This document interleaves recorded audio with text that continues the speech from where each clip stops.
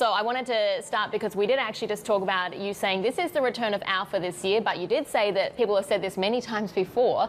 So what makes 2023 different?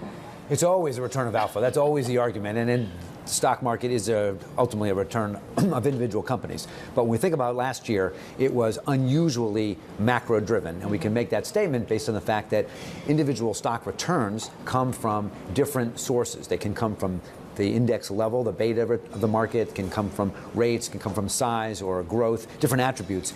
And the balance of the return that comes from individual companies, that's the idiosyncratic part. That's the return of stock picking when people talk about it. So last year, something like 70% of the market return was a function of macro drivers, and maybe 30% was from individuals. Now that started to reverse, and the long-term history is around 60% of individual returns come from the individual companies. And that's, I think, the environment that we're more likely to be in. It's a more visible rate path that we're anticipating, and so it's going to be more the stock picking side of it. Yeah, so going back more like to historical norms here, but when you talk about active management, where are you seeing the best opportunities?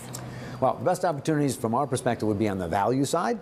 We think a little bit on energy. There's a much greater share of earnings that are coming from energy as compared with its market weight, like 10% of earnings in the market, maybe 5% of the market cap. So that's suggested that earnings are likely to be much higher there.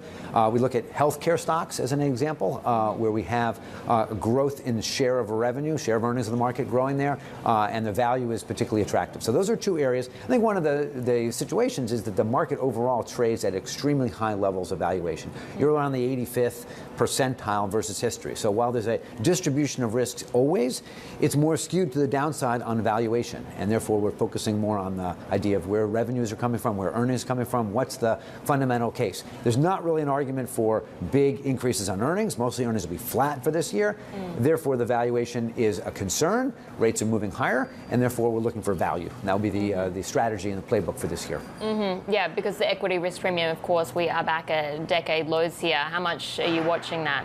Oh, watching that a lot. Certainly the idea of rates being the key driver. Think about real 10-year bond yields. So that's 10-year U.S. Treasury yields adjusted for inflation. Started the year about 1.6%, got down to around 1.15, 1.15. Now they're back at 1.50. And that move in rates has been consistent with the idea of the market. Equities rallied as rates fell. Now rates move back up, and equities have pulled back. 4,000 is our target for the end of the year. We're currently right around that level, and the idea is no earnings growth, stable valuation, maybe a little bit lower valuation. You'll start to roll forward into looking at 2024 level of profits to maybe grow 5%. That's going to give you roughly a stable return.